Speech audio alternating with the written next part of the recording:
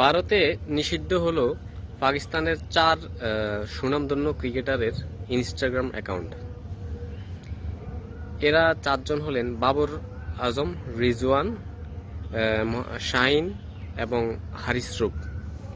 এই চারজন ক্রিকেটারের ইনস্টাগ্রাম অ্যাকাউন্ট আর ভারতের দর্শকরা ফলো করতে পারবে না।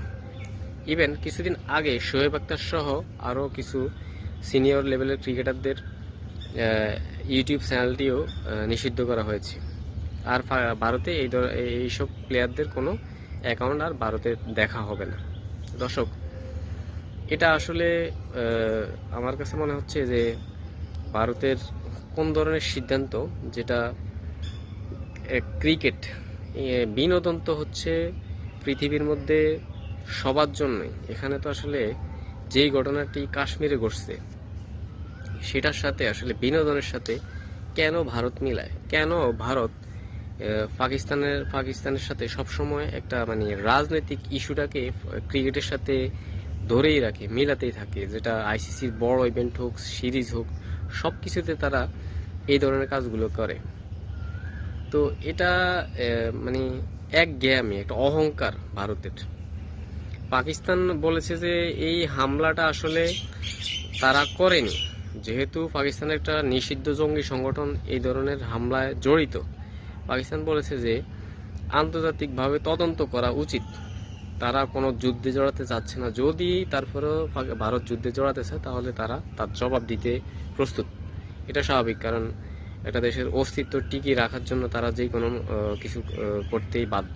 তবে এই যে ভারতের একটা অহংকারী সিদ্ধান্ত, যে পাকিস্তানকে সবসময় চাপে রাখা বা পাকিস্তানকে সবসময় অবহেলা করা বা পাকিস্তানকে হেনস্থ করা, পাকিস্তানকে অসম্মান করা, পাকিস্তানকে ইনসাল্ট করা, এটা ভারতের একটা স্বভাবে পরিণত হয়েছে। তারা ক্রিকেটে অনেক সফল বা ওভারঅল সবকিছু মিলিয়ে পাকিস্তান চেয়ে অনেক এগিয়ে আসছে, যা পাকিস্তান থেকে তারা দেশ হিসাবে বড়।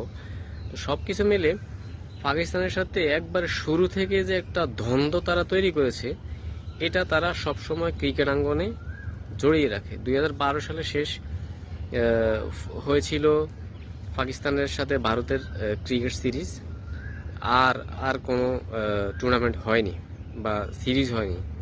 যদিও পাকিস্তান 2023 সালে ওয়ার্ল্ড কাপে অংশগ্রহণ করে, তারা কিন্তু এত বিশ্লেষণ করে না বা এত অহংকার বা তাদের যে প্রফেশনালিজম তারা দেখানো উচিত ছিল তারা সেটা দেখিয়েছে। কিন্তু ভারত আসলে মানে কেন যে এই ধরনের কাজ করে, এটা খুবই বাজে একটা এনভায়রনমেন্ট তারা ক্রিকেট আঙ্গনে, স্পোর্টস আঙ্গনে আসলে তারা প্রেজেন্ট করে। খুব হাস্যকর বিষয় আমার কাছে মনে হয় মাঝে মাঝে। দর্শক, আমাদের ভিডিওগুলো ভালো লাগলে আমাদের ইউটিউব চ্যানেলটি সাবস্ক্রাইব করে দিবেন। সবাই ভালো থাকবেন। আসসালামু আলাইকুম।